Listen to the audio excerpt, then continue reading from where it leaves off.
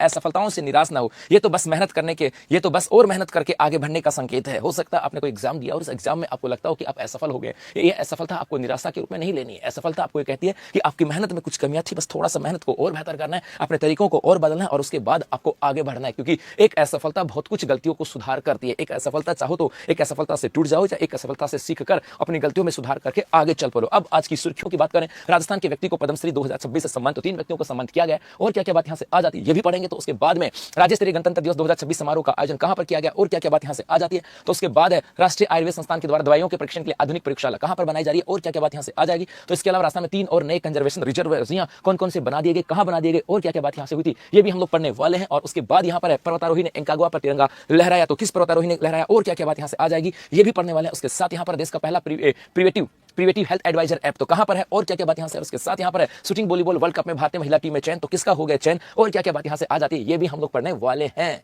जी। तो ये थी अपनी आज की सुर्खियां और अब करते हैं इन सुर्खियों का एनालिसिस।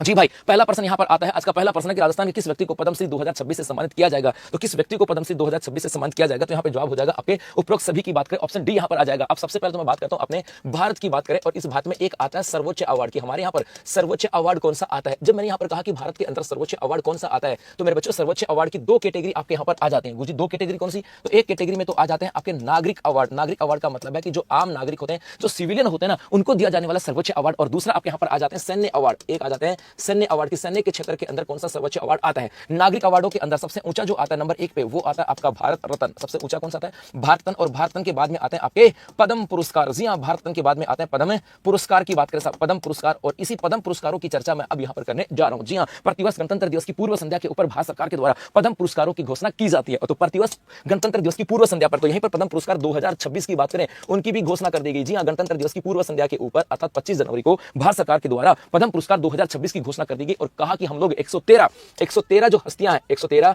हस्तियों की बात करें, इन 113 हस्तियों को पद्म पुरस्कार देने जा रहे हैं। और इन 113 की बात करें, इन 113 के अंदर अलग अलग कैटेगरी आपके यहां से आ जाती है सब जी। 113 के अंदर भी हम बात करें, एक तो यहां पर आ जाता है कि सर 5 तो दिए गए पद्म विभूषण, 5 की बात करें तो 5 तो हो जाएंगे आपके पद्म विभूषण। उसके बाद में 13 की बात करें, गुरुजी 13 का नाम हो जाएगा आपके पद्म भूषण। 13 की बात करें ये पद्म भूषण, और इसके अलावा 113 की बात करें ये हो जाएंगे आपके पद्म श्री पुरस्कार। तो मतलब 113 हस्तियों की बात की, सॉरी 113 थे 130 सॉरी 113 का नाम है 131, सॉरी 113 का नाम आया, 113 निचले वाला याद रहेगा। 131 की बात करें, 131 जो हस्तियां हैं उनको पद्म पुरस्कारों की घोषणा की गई। और इन 131 के अंदर कहा गया, 131 के अंदर कहा गया कि 5 को दिया जाएगा पद्म विभूषण, 13 को दिया जाएगा पद्म भूषण और 113 को दिया जाएगा आपके पद्म श्री पुरस्कारों से सम्मानित किया जाएगा। इन 131 के अंदर एक इंपॉर्टेंट चीज और है। इस 131 के अंदर एक इंपॉर्टेंट चीज और है कि इसके अंदर 19 महिला शामिल हैं। जी हां, इसके अंदर 19 महिला हैं और 6 विदेशी लोग हैं जिनको भी सम्मानित किया गया। और इसके अलावा 16 ऐसे व्यक्ति जिनको मरणोपरांत ये अवार्ड दिया गया। तो ये भी याद रखना कि इस बार 2026 के पद्म पुरस्कारों की बात करें, 113 की याद आ रहा है, 131 हस्तियों को कहा गया कि पद्म पुरस्कारों से सम्मानित किया जाएगा। इसमें 5 की बात करें पद्म विभूषण की बात करें, 13 को पद्म भूषण और 113 की बात करें पद्मश्री। कहा गया कि इसके अंदर 19 महिलाएं हैं, 6 विदेशी हैं और 16 व्यक्ति वो थे जिनको मरणोपरांत इन पुरस्कारों से सम्मानित किया गया। जिसमें आपको एक नाम तो अच्छे से याद आ रहा होगा, और वो आपको याद आ रहा होगा कौन, धर्मेंद्र की बात करें, वो यहां से आ जाते हैं। दूसरा अब 113 की बात करें गुरुजी, 113 में से पद्मश्री थे। और इन 113 पद्मश्री में क्या राजस्थान के किसी व्यक्ति को और भी पद्मश्री अवार्ड से सम्मानित किया गया क्या? जी हां, तो 113 में राजस्थान के 3 व्यक्ति थे जिनको पद्मश्री पुरस्कारों से सम्मानित किया गया था। जी हां, 113 में से राजस्थान के 3 व्यक्ति हैं। और 3 व्यक्ति कौन है, तो एक का नाम आ जाता आपके गफरुद्दीन मेवाती, गफरुद्दीन जोगी की बात करें, गफरुद्दीन मेवाती की बात करें। जी हां, गफरुद्दीन मेवाती की बात करें। और ये जो है ये बेसिकली आपके डीग का रहने वाला है, डीग का रहने वाला है। और इन्हें किस क्षेत्र में दिया गया, तो ये भपंग वादक है। नमस्ते भाई, नमस्ते। ये जो है ये आपके भपंग वादक है। जी हां, भपंग वादक है और इन्हें भपंग वादक के क्षेत्र में दिया गया। उसके बाद में एक नाम आ जाता है आपके तग्गाराम भील, तग्गाराम भील। और तग्गाराम भील की बात करें, बेसिकली ये जैसलमेर का रहने वाला है। और इनकी बात करें तो मेरे गुलगुलो ये जो है ये आपके अलगोजा वादक है। जी हां, ये आपके अलगोजा वादक है। और उसके साथ साथ एक नाम यहां पर और आ जाएगा और वो है ब्रह्मदेव महाराज। जी हां, एक नाम आ जाएगा आपके स्वामी ब्रह्मदेव महाराज, ब्रह्मदेव महाराज की बात करें। और स्वामी ब्रह्मदेव महाराज जो है ये बेसिकली इनका संबंध आता है गंगानगर से। और इन्हें दिया गया था समाज सेवा के क्षेत्र में, समाज सेवा की बात करें, क्योंकि इन्होंने गंगानगर के अंदर एक अंध विद्यालय आता है, इस अंध विद्यालय की स्थापना की थी। इसका मतलब है कि जो गफरुद्दीन मेवाती भपंग वादक था, इन्हें कला के क्षेत्र में सम्मानित किया गया। और अलगोजा वादक था, इन्हें भी कला के क्षेत्र में सम्मानित किया गया। तो आपके एग्जाम में प्रश्न आएगा, वो आएगा वर्ष 2026 के पद्म पुरस्कारों के लेकर के इनके संदर्भ में कौन सा कथन सत्य है या असत्य है। पहला यहां से आ जाएगा कि भैया घोषणा तो ये आपके गणतंत्र दिवस की पूर्व संध्या पर टोटल 131 हस्तियों को दिया गया, 5 को पद्म विभूषण, 13 को पद्म भूषण और 113 को पद्मश्री, 19 महिलाएं थे, 6 विदेशी थे और 16 को मरणोपरांत दिया गया और राजस्थान के 3 हस्तियों को दिया गया था आपके पद्मश्री पुरस्कार। चलो ये तो बात यहां से आ जाता है साहब, थर्ड ग्रेड का बैच कब से शुरू होगा बेटा।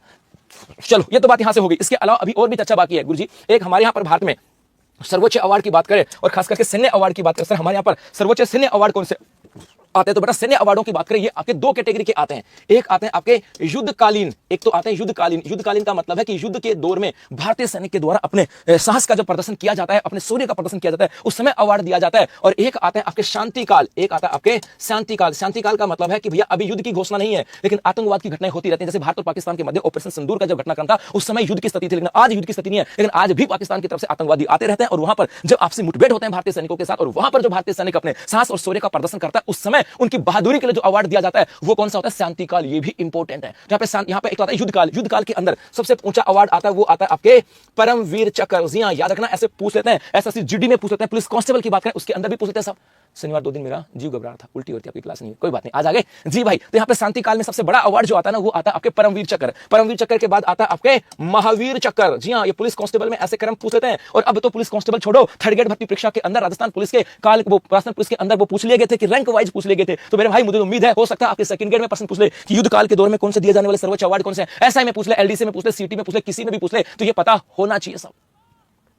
गुरुजी सर धर्मेंद्र जी का बीकानेर से सांसद का रिलेशन राजस्थान से हुआ तो इनका क्वेश्चन बन सकता है कि अभी बनाएंगे, चिंता मत करो बनाएंगे जी। तो परमवीर चक्र, महावीर चक्र और उसके बाद में उससे आता है वीर चक्र। जी हाँ, तो यहाँ पर शांतिकाल के युद्धकालीन सबसे सर्वोच्च अवार्ड है परमवीर, उसके बाद महावीर और उसके बाद वीर चक्र। और शांतिकाल की बात करें तो शांतिकाल के अंदर मेरे गुरु सर्वोच्च जो अवार्ड आता है उसका नाम है अशोक चक्र। उसका नाम है अशोक चक्र की बात करें और अशोक चक्र के बाद में आपके आ जाता है कीर्ति चक्र। अशोक चक्र के बाद में कीर्ति चक्र और कीर्ति चक्र के बाद आपके आ जाता है शौर्य चक्र। जी हाँ, ये भी आपको थोड़ा सा ध्यान में रखना है। एक तो ये, दूसरा जब यहाँ पर पद्म पुरस्कारों की घोषणा कर दी गई, जब मैं बात करूं आपके पद्म पुरस्कार 2026 और पद्म पुरस्कार 2026 के अंदर और भी ऐसे व्यक्ति हैं जिनका संबंध डायरेक्ट या इनडायरेक्ट राजस्थान के साथ आता है। ऐसे भी व्यक्ति, सॉरी भाई, ऐसे भी व्यक्ति हैं। ओमार पे बोलो, क्या बोलूं, ओमार पे इतना बोलूंगा मेरे भाई, तुम्हें ओमार तुम्हें तो भरनी पड़ेगी, तो तुम्हें पढ़ना है, तुम्हें तो पढ़ना होगा कि अपनी कोई सेटिंग नहीं है कर्मचारी चयन बोर्ड में, ना तुम्हारी सेटिंग है ना मेरी कोई वहां पे सेटिंग है कि भैया हमारी कोई ओमार सीट भर देगा, है ना। तो मेरे भाई हमें तो पढ़ना पड़ेगा और वहां कोई नहीं बोलेगा, ना बीजेपी बोलेगी ना कांग्रेस बोलेगी कि घपला 2018 से शामिल है, तो उसके अंदर सब इन्वॉल्व है, सबके सब शामिल है। आपको लगे कि लगता होगा कि बीजेपी या कांग्रेस बोल जाएगी, मैं कह रहा हूं एक नहीं बोलेगा। और ये पक्की बात है, भला हो आपके जो वीके सिंह था जो पहले एसओजी का जो चीफ था उनका भला हो वो एफआईआर दर्ज करके चला गया। यदि वीके सिंह एफआईआर दर्ज करके नहीं जाता तो मैं ये भी कह सकता हूं, यहां पर ये मेरे पर्सनल व्यक्तिगत विचार है कि ये घपला भी बाहर नहीं आता क्योंकि सरकार नहीं चाहती थी ये घपला भी बाहर आए।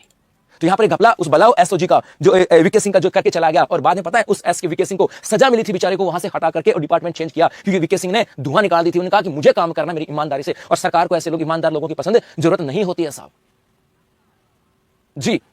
आ जाओ, तो यहां पर पद्म पुरस्कार 2026 की बात करें गुरुजी, ऐसे कोई व्यक्ति हैं क्या जिनका संबंध राजस्थान के साथ आता है। जैसे यहां पर मैं कहूं धर्मेंद्र की बात करें, बताओ दिखा धर्मेंद्र को कौन सा अवार्ड दिया गया, बताओ मेरे गुरु। धर्मेंद्र की बात करें, ये आपके बीकानेर से सांसद थे, बीकानेर से सांसद रहे हैं और इनको कौन सा अवार्ड दिया गया ये आपको बताना है। इसके अलावा यदि मैं बात करूं यहां से एक नाम आता है पीयूष पांडे का, एक नाम आता है आपके पीयूष पांडे की बात करूं, और पीयूष पांडे की बात करें ये राजस्थान मूल के हैं। बेसिकली ये कहां का रहने वाला है, जयपुर का रहने वाला है। और हाल में याद है जयपुर लिटरेचर फेस्टिवल के अंदर इनको सम्मानित भी किया गया था, इनको भी अवार्ड दिया गया था। और एक नाम और आता है सविता पूनिया, एक नाम और आता है सविता पूनिया। अब पता नहीं आप लोगों ने पढ़ा कि नहीं पढ़ा, लेकिन जब मैंने पढ़ा था तो मेरे सामने नाम आए थे और आए थे तो फिर छोड़ के नहीं चल सकते। सविता पूनिया हनुमानगढ़ की है मेरे भाई और इन्हें दिया गया था आपके पद्मश्री जी। धर्मेंद्र को क्या दिया गया भैया, पद्म विभूषण जी भाई, बहुत बढ़िया। धर्मेंद्र को दिया गया था आपके पद्म विभूषण सम्मान से सम्मानित किया गया धर्मेंद्र को पद्म विभूषण से। तो पीयूष पांडे की बात करें इन्हें दिया गया था पद्म भूषण, इनको दिया गया पद्म भूषण। तो सविता पूनिया, और सविता पूनिया की बात करें ये आपके हॉकी गोलकीपर है, हॉकी की गोलकीपर है, भारतीय टीम की गोलकीपर। वैसे बेसिकली इनका संबंध हरियाणा से आता है और इन्हें देववाल के नाम से जाना जाता है। और सविता पूनिया की बात करें इन्हें कौन सा अवार्ड दिया गया भाई, इन्हें दिया गया था आपके पद्मश्री अवार्ड। तो राजस्थान से संबंध में 3 व्यक्ति और आते हैं पद्म पुरस्कार 2026 जिन व्यक्तियों का संबंध राजस्थान के साथ आता है। धर्मेंद्र बीकानेर से सांसद थे, पद्म विभूषण अवार्ड से सम्मान किया गया था। पीयूष पांडे जयपुर से आते हैं, पद्म भूषण सम्मान से सम्मान किया गया था। सविता पूनिया ये हनुमानगढ़ से, बेसिकली इनका संबंध हनुमानगढ़ से, वर्तमान में हरियाणा की तरफ से खेलते हैं, हरियाणा की टीम से खेलते हैं। और भाई साहब ये हरियाणा के साथ इनका संबंध आता है। क्या क्यों तू क्या कर रहे हो, उसको चेक मत करना, उसकी वजह से हो रहा है। हाँ जी भाई ये बात यहां से आ जाती, तो इतनी सारी बातें हम लोगों ने यहां से पढ़ी है। सर बच्चों को तो इससे नुकसान पहुंचाना, हाँ भाई बच्चों को नुकसान ही होगा, घर तो उनके भरेंगे ना, हम तो बेघर ही रहेंगे जी। तो ले लो स्क्रीनशॉट। आपको क्या लगता है कि वो लोग अपना अपना हमारा फायदा करेंगे? आपको लगता है क्या उसका बच्चे से बच्चों का फायदा हुआ तो वो अपने बच्चों का फायदा करेंगे? तो हम क्या लगते हैं मेरे भाई उसके?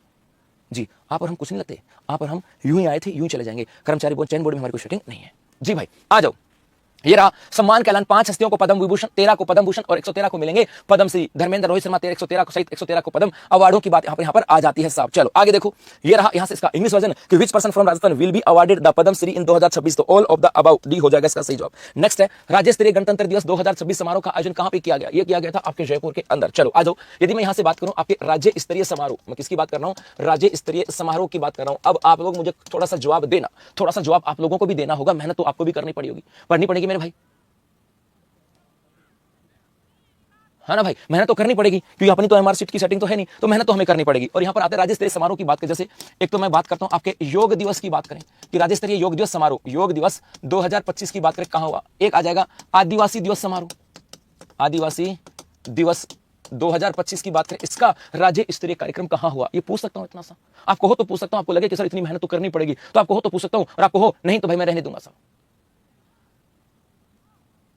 पीएसआई, सीआई, देखो इस बच्चे ने कहा सर थर्ड ग्रेड था ना, पहले बेटा सीआई होता है, पहले होता है पीएसआई पुलिस सब इंस्पेक्टर होता है, उसके बाद में सीआई होता है, उसके बाद में आपके आईजी होता है, उसके बाद डीजीपी होता है, सबसे ऊंचा डीजीपी, उसके बाद आईजी, आईजी डीजीपी सबसे ऊंचा होता है बेटा, डायरेक्टर जनरल ऑफ पुलिस, उसके बाद में आईजी होता है, उसके बाद में सीआई, उसके बाद में पीएसआई। जी भाई, सर आपकी क्लास देकर मेरा 2023 में सिलेक्शन हुआ था, अभी मैं को लेक्चर और स्कूल लेक्चर की प्रिपरेशन कर रहा हूँ, सपना गुजर कर रही हूँ, आज 2-2.5 साल बाद आपकी क्लास पर फिर स्टार्ट किया है। बहुत बढ़िया सपना बेटा, पुरानी मिठाई तो तूने अभी तक खिलाई नहीं है, एक तो तेरे पे वो उधारी है कि नहीं उधारी, तो वो भी लेके बेटा, और भगवान करे जो सपना आपने देखा ना उसके लिए मेहनत करते रहो, पूरा होगा। सर आज इस सिस्टम ने एक भाई को मौत के मुंह में भेज दिया, उसका 4th ग्रेड में नहीं हुआ, वो टेंशन में कर लिया और ब्रेन हेमरेज हो गया, मौत।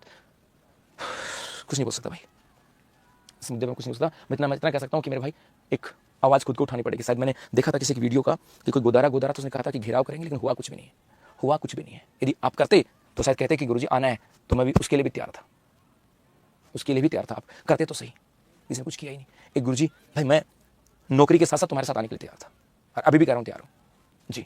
बस शाम को बीच में 2 घंटे जरूर जाऊँगा भाई पढ़ाने के लिए, रोजगार मुझे भी करना पड़ता है, बस इसके अलावा मैं तुम्हारे साथ लड़ बजाने के लिए तैयार हूँ, आ जाओ जी। उसके बाद में एक आ जाएगा आपके स्वतंत्रता दिवस, स्वतंत्रता दिवस 2025 की बात करें गुरुजी कहां, और एक हो जाएगा आपके गणतंत्र दिवस 2026 की बात करें। ये 4 कार्यक्रम है और इन 4 कार्यक्रम के बारे में तो आपको बताना सब जी। पहला यहां से आता सर गणतंत्र दिवस 2025 की बात करें, इसका जो कार्यक्रम हुआ ये हुआ आपके एसएमएस स्टेडियम के अंदर। कहां? एसएमएस स्टेडियम में जयपुर के अंदर हुआ। बस इतना सा यहां पर आपको याद रखना, इसके अलावा और कुछ भी नहीं है जी, और कुछ भी नहीं है साहब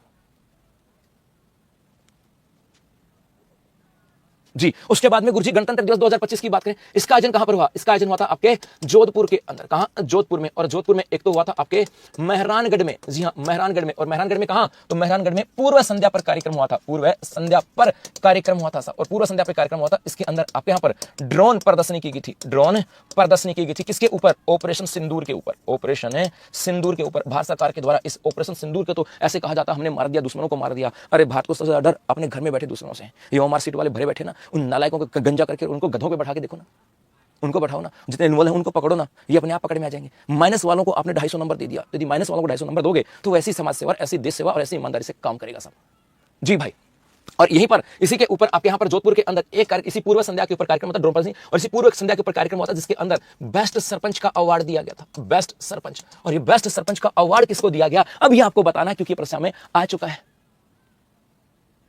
जी, है ना। इसके तो यहां पर हो जाएगा स्वतंत्रता दिवस 2025 की बात करें, कहां हुआ? जोधपुर में, मेहरानगढ़ में कार्यक्रम हुआ था। और उसके बाद में पूर्व संध्या पर कार्यक्रम हुआ था, इसमें बेस्ट सरपंच का अवार्ड दिया गया था किसको? दिव्यांश, जी जी बोलो बोलो जल्दी बोलो, दिव्यांश एन भारद्वाज, दिव्यांश भारद्वाज। बहुत बढ़िया। और ये भी बताना उनका गांव कौन सा आता है, वो कौन से गांव से आते हैं? दिव्यांश भारद्वाज की बात करें, दिव्यांश भारद्वाज। और बेटा बेसिकली इनका डिस्ट्रिक्ट कौन सा? टोंक। और टोंक में कौन सी ग्राम पंचायत आती है जी? टोंक की बात करें तो कौन सी ग्राम पंचायत है? आवा, आवा ये क्या? जी हां, इनकी ग्राम पंचायत आ जाती है आवा ग्राम पंचायत की बात करें, आवा ग्राम पंचायत की बात करें, यहां से इनका संबंध आता है। तो उसके बाद में आदिवासी दिवस 2025 की बात करें, यह कार्यक्रम कहां हुआ था? डूंगरपुर के अंदर। यह कार्यक्रम कहां हुआ था? डूंगरपुर में। और योग दिवस 2025 की कार्यक्रम की बात करें तो बेटा इसका आयोजन हुआ था आपके खुहड़ी सैंड ड्यून्स की बात करें, खुहड़ी सैंड ड्यून्स की बात करें। और ये कहां पर है? तो ये आपके हैं जैसलमेर के अंदर। ये कहां? जैसलमेर के अंदर। बस इतनी सी आपको याद रखना। तो ले लो स्क्रीनशॉट पे चलते हैं आगे जी भाई,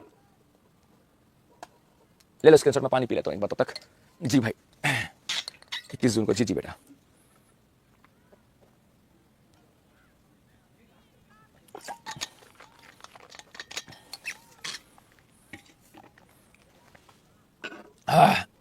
चलेंगे। हाँ जी, आगे देखो, नेक्स्ट चलते हैं आगे यहाँ से। ये रहा गणतंत्र दिवस 2026 के पावन पर्व पर समस्त प्रदेशवासियों को हार्दिक शुभकामनाएं। और राज्य स्तरीय मुख्य समारोह की बात करें, कहां हुआ था? मानसिंह स्टेडियम जयपुर के अंदर। जी, ये इंग्लिश में where was the state level Republic Day 2026 ceremony held, तो ये आपकी आ जाएगी जयपुर के अंदर। अगला बढ़े, राष्ट्रीय आयुर्वेद संस्थान जयपुर के द्वारा दवाओं के परीक्षण के लिए किस जीव पर आधुनिक प्रयोगशाला स्थापित की? तो ये नाम आ जाएगा आपके जेब्राफिश। ऑप्शन सी होगा इसका सही जवाब। गुरुजी क्या कहानी है? अरे भाई बहुत सिंपल सा पर्सन है। बेसिकली मैं बात करूं यहां से, अपने यहां पर एक आती है राष्ट्रीय आयुर्वेद संस्थान। राष्ट्रीय आयुर्वेद संस्थान की बात करें जी, राष्ट्रीय आयुर्वेद संस्थान। अब यहां पे राष्ट्रीय बोला है, इसका मतलब कहीं ना कहीं ये तो पक्का है कि इसका संबंध भारत सरकार के बात साथ साथ आता है। इसका मतलब है पहली चीज यहां से आता है कि यह आयुष मंत्रालय, यह भारतीय आयुष मंत्रालय के अधीन है। यह भारतीय आयुष मंत्रालय के अधीन है। आयुष मंत्रालय के अधीन, मंत्रालय के अधीन जो आयुष मंत्रालय आता है उसके अधीन है। ठीक है साहब। एक आ जाएगी, यह डीम्ड यूनिवर्सिटी है। डीम्ड यूनिवर्सिटी है। डीम्ड यूनिवर्सिटी का मतलब है कि यूनिवर्सिटी है लेकिन इसका खुद का करिकुलम है, सब कुछ ये अपने आप डिजाइन करती है। और याद रखना, ये देश की पहली आयुर्वेदिक डीम्ड यूनिवर्सिटी है। ये डीम्ड यूनिवर्सिटी है और देश की पहली आयुर्वेद यूनिवर्सिटी है। देश की प्रथम आयुर्वेद डिम्ड यूनिवर्सिटी है। आयुर्वेद डिम्ड यूनिवर्सिटी की बात करें, डिम्ड यूनिवर्सिटी। अब आपके मन में आया होगा, नहीं सर हमने तो यह पढ़ा था कि सर्वपल्ली राधाकृष्णन है। आज जो मेरे बच्चों उसकी बात करें तो हमारे यहां पर एक जोधपुर की बात करते हैं और इस जोधपुर के अंदर आ जाता है डॉक्टर सर्वपल्ली राधाकृष्णन। डॉक्टर सर्वपल्ली राधाकृष्णन आयुर्वेद विश्वविद्यालय। डॉक्टर सर्वपल्ली राधाकृष्णन आयुर्वेद विश्वविद्यालय की बात करें, ये जो है ना, ये आपके पता है क्या है? ये स्टेट यूनिवर्सिटी है। स्टेट यूनिवर्सिटी है, राजस्थान सरकार के द्वारा स्थापित यूनिवर्सिटी है और ये यूजीसी के अधीन आती है।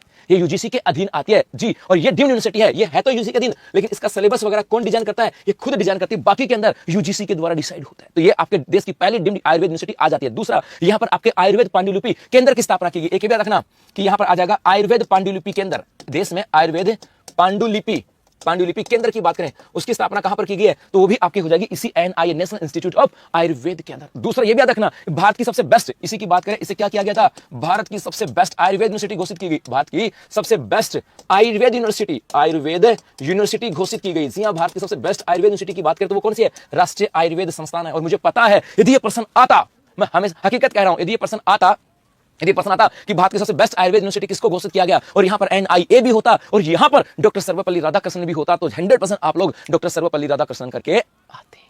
जी, आते कि नहीं आते? हाँ, बस वही बात है। इसका मतलब इतनी तगड़ी वाली है, इतनी तगड़ी वाली है। तो गुरुजी इसकी स्थापना कब की गई? तो मेरे गुरुजी इसकी स्थापना कह दो, यह इसे राष्ट्र को समर्पित 13 नवंबर 2020 को किया गया था। इसको स्थापना कह दो या राष्ट्र को समर्पित 13 नवंबर 2020। 13 नवंबर 2020 को देश के प्रधानमंत्री नरेंद्र मोदी के द्वारा इसे राष्ट्र को समर्पित किया। और अब यहीं पर आ जाएगा, एक आधुनिक प्रयोगशाला की स्थापना की है। आधुनिक प्रयोगशाला की स्थापना की है। और यह प्रयोगशाला किस पर आधारित होगी? तो बेटा ये आधारित होगी आपके जेब्राफिश के ऊपर। गुरुजी ये क्या बला है? तो बेटा आपको पता है, जब भी कोई मेडिकल आती है ना, जब भी कोई दवाई की बात आती है तो दवाई की दो ट्रायल होती हैं। जब कोई दवाई की बात आती है ना, दवाई की बात करें, इस दवाई की दो ट्रायल होती हैं। एक प्री क्लिनिक की बात करें, प्री क्लिनिकल, और एक होती है आपके क्लिनिकल की बात करें। दो ट्रायल होती हैं, अर्थात किसी भी मेडिकल की दो ट्रायल होती हैं। पहले कोई दवाई तैयार की जाती है और उस दवाई को पहले किसी जानवर के ऊपर ट्रायल किया जाता है। चूहे के ऊपर हो गया, या कोई मुर्गे पे हो गया, कबूतर पे हो गया, कुत्ते पे हो गया, गाय भैंस पे हो गया, मतलब किसी जानवर के ऊपर उसे ट्रायल किया जाता है। तो वहां पर यह आता है प्री क्लिनिकल। और ये प्री क्लिनिकल के लिए जेब्राफिश के ऊपर आधारित उन्होंने एक प्रयोगशाला तैयार की है, ताकि यहां पर आयुर्वेद की जो भी दवाइयां तैयार होंगी ना। एक सवाल प्रश्न आया था, वीडियो में आया था, भारतीय सेना का रैंक बता देंगे बेटा, रैंक बता दूंगा, बता देंगे 310 वाली क्लास में। जी, यहाँ पर प्री क्लिनिकल ट्रायल के लिए इसकी शुरुआत की। और क्लिनिक का मतलब दवाइयां तैयार होती हैं, उसके बाद में उसके सैंपल आते हैं डॉक्टर के पास, और डॉक्टर जो है ना वो पेशेंट के ऊपर उसकी ट्रायल करता है। तो दो प्रकार की ट्रायल होती है यहाँ से। और यहाँ पर प्री क्लिनिकल ट्रायल के लिए जेब्राफिश का प्रयोगशाला यहाँ पर स्थापित की है। ऑप्शन सी जो होगा ये इसका सही जवाब आ जाएगा। एक यहाँ पर बच्चा कह रहा है सर डॉक्टर सर्वपल्ली राधाकृष्णन आयुर्वेद विश्वविद्यालय की बात करें, इसके अंदर भी तो है ना? हाँ जी, यहाँ पर आपके एक स्थापित किया गया international centre of excellence in panchakarma. यहाँ पर किसकी स्थापना की गई है? यहाँ पर आपके international centre of excellence in panchakarma की बात करें, इन पंचकर्म की बात करें, इसकी स्थापना यहां पर की गई है। और ये राजस्थान की पहली आयुर्वेद यूनिवर्सिटी थी। इसकी बात करें, ये राजस्थान की प्रथम स्टेट आयुर्वेद यूनिवर्सिटी है। स्टेट आयुर्वेद यूनिवर्सिटी है। आयुर्वेद यूनिवर्सिटी मतलब राजस्थान सरकार के द्वारा स्थापित पहली आयुर्वेद यूनिवर्सिटी है साहब। इतनी सी बात यहां से आ जाती है कि अगर गुरुजी मैंने ईसीसीई का फॉर्म भरना है तो ओबीसी का सर्टिफिकेट लगाना पड़ेगा क्या? हाँ भाई लगाना पड़ेगा। यदि ओबीसी से भरना चाहो तो लगाना पड़ेगा बेटा। तो ये बात यहां से आ जाती है। जी अंजलि बेटा, तो ले लो स्क्रीनशॉट, चलते हैं आगे। इतनी सारी बातें अब पढ़नी पड़ेंगी, अब मजबूरियां हो गई। एक एग्जाम ने हमें बहुत सारी चीजें सिखा दी है साहब, और सिखाई नहीं। बेसिकली हम तो पहले भी इतना ही इसका एनालिसिस करते थे, हम तो पहले भी इतना ही पढ़ते थे और अभी इतना ही पढ़ रहे हैं। बस अब आपको लगने लग गया कि हाँ गुरुजी इतनी सारी चीजों की वैल्यू है। पहले लगता था नहीं सर इतने सारों की वैल्यू कहां पर है। और जो बच्चा रेगुलर पढ़ रहा था ना, उसको इस क्लास की वैल्यू भी थी। आपके आसपास देखना, जिन बच्चों का सिलेक्शन उनसे पूछना कि यार गुरुजी शाम को नरेंद्र वाली क्लास आती है, कैसी होती है? है ना, तो उनको पता था। अब हमें धीरे धीरे एक एग्जाम देने के बाद मैं हमेशा कहता हूं कि भाई सीखने के दो चीजें होते हैं, एक तो दूसरों को देख के सीख लो, एक खुद ठोकर खा के सीख लो। तो कईयों ने ठोकर खा के सीख लिया और कईयों ने आगे हो गया। सर सही से कमेंट्स पढ़ो, सही से है बेटा। जी जी राहुल धाकड़ पढ़ेंगे बच्चे। चलो आगे देखो, ये रहा Which organism has the National Institute of Ayurveda Jaipur established a modern laboratory for drug testing on? तो आ जाएगा जेब्राफिश। अगला प्रश्न है, हाल ही में राजस्थान में वन्य जीव कंजर्वेशन रिजर्व बनाए गए हैं, तो आ जाएंगे उपरोक्त सभी। यदि मैं यहां पे लिखता हूं राजस्थान की बात करता हूं, राजस्थान में वन्य जीवों की बात करें, राजस्थान में वन्य जीव, तो मेरे गुलगुलो सबसे पहली चीज तो यहां से आते हैं कि राजस्थान के अंदर टाइगर परियोजना कितनी है, बताओ दिखा। राजस्थान में कितने टाइगर परियोजना, आज नाम नहीं पूछ रहा हूं, नंबर पूछ रहा हूं, बस आपको नंबर बताना है साहब।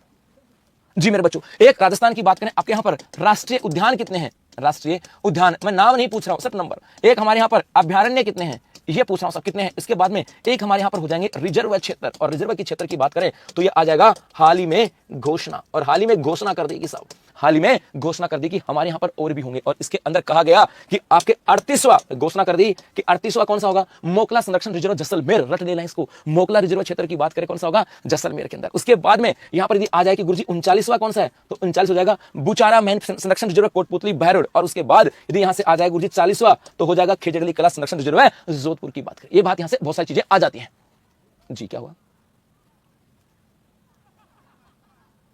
चलो ये तो बात यहां से आ गई। गुरुजी राजस्थान में टाइगर परियोजना की बात करें, कितनी टाइगर परियोजना भाई, रणथंबोर 1, सरिस्का 2, उसके बाद मुकुंदरा हिल्स 3, उसके बाद में आपके 12 वाला रामगढ़ वाली 4, और उसके बाद में एक हो जाएगी आपके धौलपुर वाली भी। तो टाइगर परियोजना की बात करें आपके 5 हैं। टाइगर परियोजना कितनी हमारे यहां पर, 5 हैं, ठीक है साहब। राष्ट्रीय उद्यान की बात करें कितने हैं, सॉरी राष्ट्रीय उद्यान की बात करें तो हमारे राष्ट्रीय उद्यान कितने हैं, 3। अब थोड़ा सा समझदारी करना, यहां से थोड़ी सी समझदारी करना। मैं हमेशा कहता हूं, दोबारा कहता हूं कि पर्सन वो सही नहीं होगा जो तुम्हें आता है, पर्सन वो होगा जो एग्जाम में सही है। और यहां से बात करें 3, ये 3 कौन कहता है पता है, राजस्थान सरकार। ये 3 कौन कहता है, राजस्थान सरकार कहती है। राजस्थान सरकार में हम वन विभाग की बात करें, जब वन विभाग की ऑफिशियल वेबसाइट पे जाएंगे, वन विभाग की ऑफिशियल वेबसाइट पे जाते हैं तो मेरे गुरुलो वहां पर कितने हैं, 3 हैं।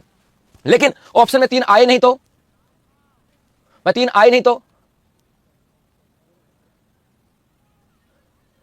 सर गुरुजी जय श्री श्याम चरणस्पर्श जैसे राजस्थान कुल 4 जिले अंतरराष्ट्रीय सीमा बनाते नहीं बेटा, 5 बनाते हैं, 5 जी। 3 नहीं आए तो, 3 नहीं आए तो राष्ट्रीय उद्यान तो कितने करके आने हैं, 3 नहीं हो तो कितने करके आने हैं, 3 नहीं हो तो फिर यहां पर करके आने हैं आपको 5। ये कौन कहता है, भारत सरकार। भारत सरकार कितना का नाम देती है, 5 का। तो गुरुजी 2 और कौन से जोड़ेंगे, 3 नहीं हो तो 5 करने हैं। मैंने क्या बोला, 3 नहीं हो तो 5 करने हैं, और 3 है तो फिर 3 ही करना, चाहे 5 हो चाहे कुछ भी हो। 3 नहीं हो तो ही 5 करना है, अदरवाइज क्या करना है, 3। और इसमें भारत सरकार ने 3 में और कौन जोड़ दिया, एक तो आपके जोड़ दिया आपके मरु राष्ट्रीय उद्यान, और एक कौन सा दिया, केवलादेव, एक सॉरी सरिस्का, एक कौन सा है, सरिस्का, ये और जोड़ दिए। भारत सरकार कहती है ये 2 भी राष्ट्रीय उद्यान है, ये भी आपको ध्यान में रखना सब, ठीक है भाई। करा देंगे बेटा, करा देंगे, ये भी आपको याद रखना। 3 नहीं हो तो 5 करना है, और 3 और 5 दोनों है, तो सही क्या है, 3। अभ्यारण्यों की बात करें, इनकी संख्या कितनी आ जाएगी, 26। इनकी संख्या कितनी है, 26, बस इतना याद रखना। दूसरा, टाइगर परियोजना की बात करें तो हमारे यहां छठी की बात करें, छठी को एनटीसीए द्वारा अनुमति मिल चुकी है। अनुमति कहां, कुंभलगढ़ में, कहां, कुंभलगढ़ क्षेत्र में एनटीसीए के द्वारा क्या मिल चुकी है, अनुमति। इतनी सारी बातें यहां से आ जाती हैं साहब, बस इतना याद रखना साहब, और कुछ भी नहीं है, ठीक है भाई। ओके मेरे बच्चों, तो ले लो स्क्रीनशॉट, चलते हैं आगे। जी जी जी जी।